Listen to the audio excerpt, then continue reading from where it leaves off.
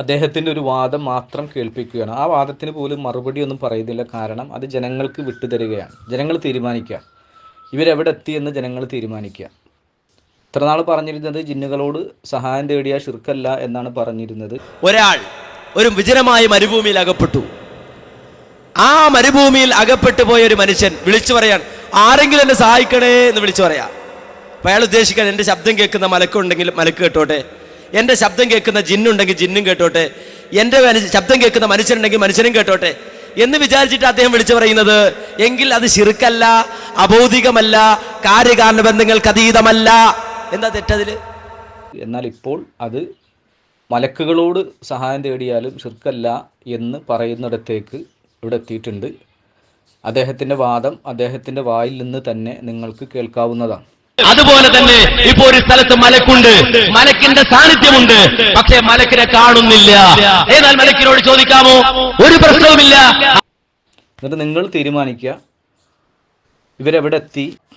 ഓരോരോ ക്യാപ്സൂളുകൾ, ഷിർക്കിൻ്റെ ക്യാപ്സൂളുകൾ അത് കൊടുത്ത്, ഓരോ ന്യായങ്ങൾ കൊടുത്ത്, ഭൗതികം അഭൗതികം, കാര്യകാരണ ബന്ധം, അപ്പുറം ഇപ്പുറം, വലത്ത് ഇടത്ത് എന്നൊക്കെ പറഞ്ഞുകൊണ്ട് പല തരത്തിലുള്ള ആയത്തും ഹദീസൊന്നുമില്ല എങ്കിലും വായുണ്ടല്ലോ, നാവുണ്ടല്ലോ, ആ നാവ് കൊണ്ട് കുറേ ന്യായീകരിച്ച് പലതും പറഞ്ഞ ഈ ആളുകൾ, സാധാരണക്കാരായ ജനങ്ങൾ, പൊതുജനങ്ങൾ, അണികൾ എവിടെത്തി എന്നതിൻ്റെ ഏറ്റവും വലിയ ഉദാഹരണമാണ്.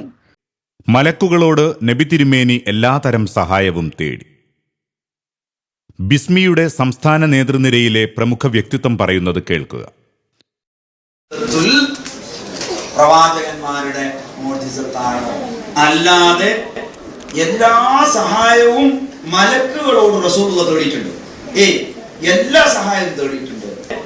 എല്ലാ സഹായവും മലക്കുകളോട് റസൂലുള്ളാഹി തേടിയിട്ടുണ്ട്.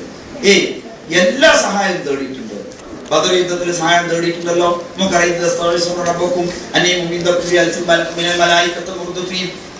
അപ്പോൾ മലക്കിനോട് സഹായം ചോദിക്കാമെന്ന് ആയത്തോതിയാണ് ഇവിടെ സ്ഥാപിക്കാൻ ശ്രമിക്കുന്നത്. പ്രവാചകൻ എല്ലാത്തരം സഹായത്തേട്ടവും മലക്കുകളോട് നടത്തിയെന്ന് തിരുനബിയുടെ പേരിൽ പച്ചക്കള്ളം പറയുന്നത് വീണ്ടും കേൾക്കുക. ബദർ യുദ്ധത്തിൽ സഹായം തേടിയിട്ടുണ്ടല്ലോ.